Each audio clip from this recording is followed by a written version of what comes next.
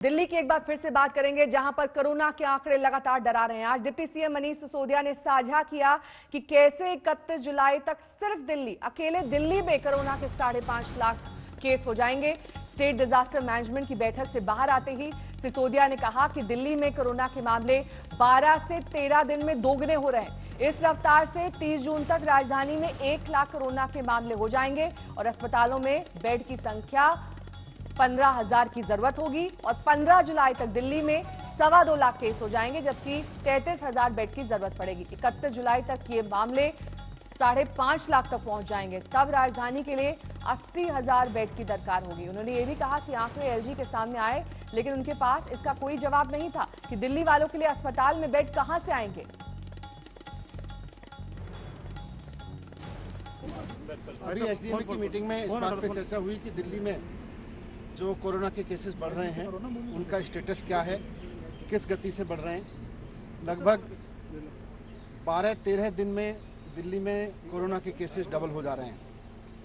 अभी जो data present किया गया उसमें ये बताया गया कि 30 जून तक दिल्ली में 15,000 बेड्स की आवश्यकता होगी,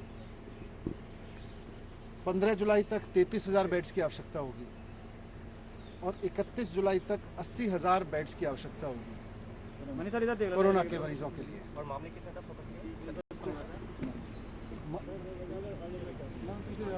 15 जून तक 44,000 केसेस होंगे और करीब 6,600 बेड्स की आवश्यकता होगी। 30 जून तक 1 लाख केसेस पहुंच जाएंगे और 15,000 बेड्स की आवश्यकता होगी। 15 जुलाई तक करीब 2.25 लाख केसेस हो जाएंगे और 33,000 बेड्स की आवश्यकता होगी और 31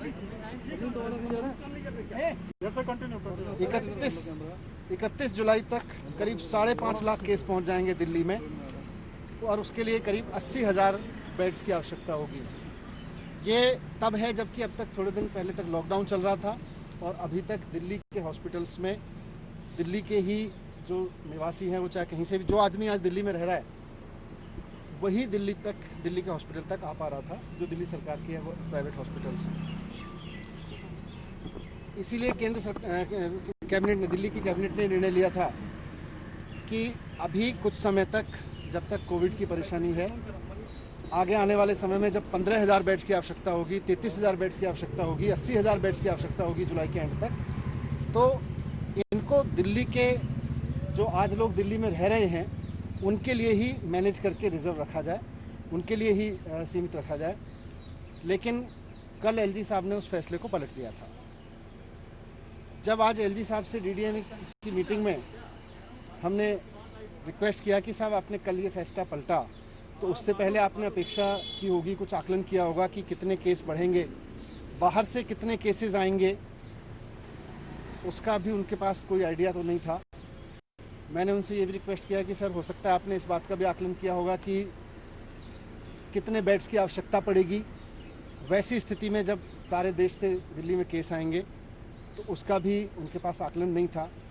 इतना ज़रूर है कि अगर पुराने ग्रोथ रेट को माने दिल्ली में, तो 12.6 डेज पर जो डबल होने का है, उसमें सबकी सहमति थी कि आने वाले समय में 30 जून तक दिल्ली में 15,000 बेड्स चाहिएंगे, 15 जुलाई तक 33,000 और 31 जुलाई तक 80,000।